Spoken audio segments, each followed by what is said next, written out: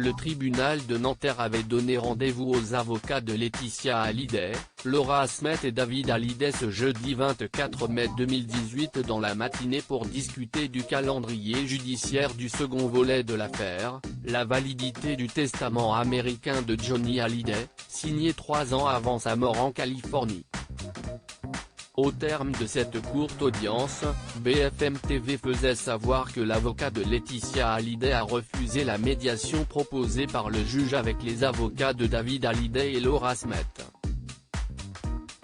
Aussi une première audience a-t-elle été fixée au 22 novembre. Dans un communiqué à l'AF, Mehardavan Amir Aslani, conseil de Laetitia Hallyday, tient à rétablir certaines vérités et à préciser les points suivants: nous n'avons pas aujourd'hui refusé une médiation définitivement. L'intention de négocier de la partie adverse était un pur artifice de communication sans aucune proposition concrète, ce que nous déplorons.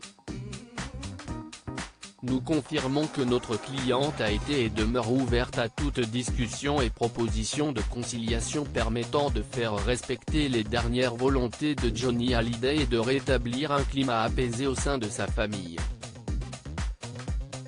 Il est inadmissible que la partie adverse prétende aujourd'hui, par déclaration publique, regretter qu'une conciliation n'ait pas encore eu lieu alors qu'il y a à peine 3 mois, c'est elle-même qui a engagé une bataille judiciaire et médiatique à outrance sans aucune forme de discussion amiable préalable.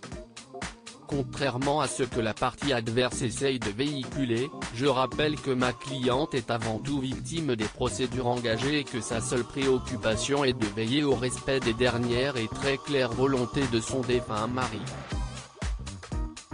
Justement, auprès de l'AF, la partie adverse ne retient plus ses coups.